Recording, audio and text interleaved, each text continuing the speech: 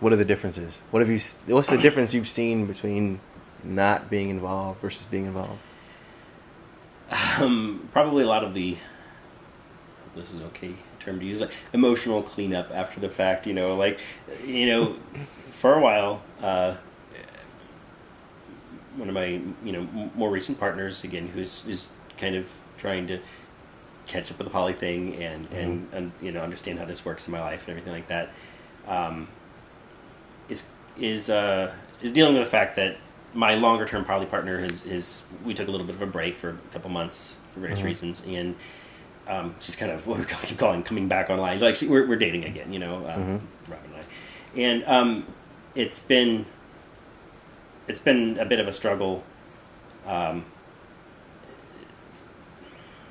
For her to kind of get back out of the almost monogamous mindset that she had me a lot to herself for those couple months, and now my longer term partner is back in the picture, and so I see her once a week, and at the end of our date nights or whatever like that, we'll the next day I'll see my other partner that I see more often throughout the week or whatever, and kind of more or less lives here and everything like that, and it's really hard for her to kind of get back in the gear of feeling emotionally connected to me again and everything like that. It was the first couple because she felt lonely. She felt like kind of kicked out of the nest a little bit. I get that, because I'm trying something new with this partner with this partner I've had for a while now, right. and she knows there's a lot of connections there and everything like that, and respects them and everything. But still, it's hard for her to kind of feel, as I understand it,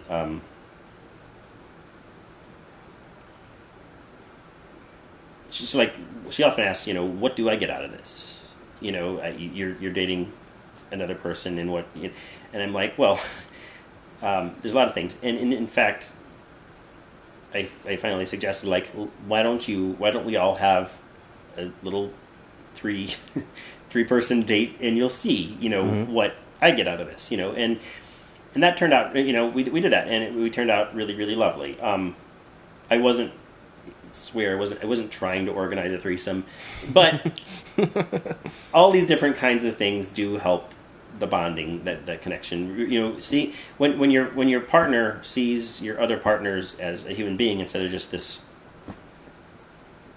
other entity in your life, right. They can find compassion with them. They can find, they understand their feelings, or they can they can empathize with them. They can see how they miss you, and they can put themselves in your shoes and in their shoes too. And in their and understand what it's like to only see that person maybe once a week, and then they kind of realize, this person is really important and significant in their life, and I want them to be happy too. So I think it can potentially build this is what we like to call a virtuous circle, where everybody's putting their good intentions forward back into this network of relationships. Right. Yeah. Right. Yeah. Cool.